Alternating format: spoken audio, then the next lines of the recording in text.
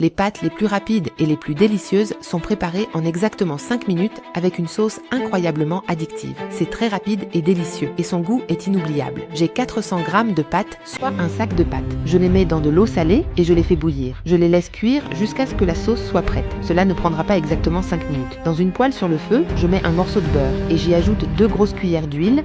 Ensuite, je verse 2 cuillères à soupe de farine dessus. Je les remue jusqu'à ce qu'ils collent ensemble. Ensuite, je mets la farine sur le feu et je la laisse bouillir pendant exactement 2 minutes. Ensuite, je verse 2 tasses de lait froid et frémissant dessus qui est la farine. Et le beurre, ou la farine, l'huile et le lait froid. Ils doivent être opposés.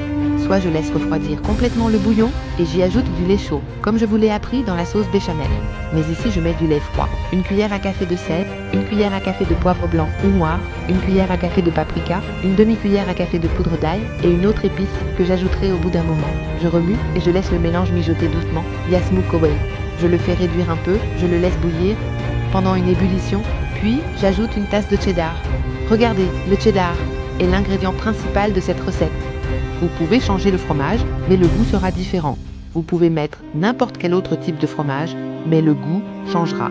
Râpez n'importe quel fromage que vous avez, mais le goût changera. Je mélange bien jusqu'à ce que le fromage fonde et que tout s'incorpore. Ensuite, j'ajoute une tasse de crème ou de lait entier que vous avez. S'il n'y a pas de crème, vous pouvez utiliser de la crème épaisse. Comme je vous l'ai dit, mais il doit être entier, c'est très important. Si vous mettez juste du lait dans cette recette, il doit être entier car elle a besoin d'un peu de richesse. Les macaronis sont cuits et finis, comme vous pouvez le voir. Maintenant, nous allons verser les macaronis sur la sauce que nous venons de préparer. J'ajoute les pâtes une par une pour que la sauce ne se dessèche pas à la fin. Je les mets petit à petit, je les égoutte et je les ajoute à la sauce, sans les rincer. Comme ça, on les laisse à feu doux un moment, pour qu'elles s'imprègnent bien. Ensuite, on les retire du feu. Si vous voulez leur donner un peu de couleur, vous pouvez saupoudrer un peu de paprika. Et si vous voulez les alléger un peu, ajoutez une demi-tasse de lait chaud. Du lait chaud, je veux dire. La dernière épice est une cuillère à soupe de bouillon de poulet en poudre. C'est facultatif, mais cela lui donne un goût merveilleux et amène la saveur à un tout autre niveau. C'est un bon sauté. Il est maintenant prêt, avec nous. Regardez comme c'est beau.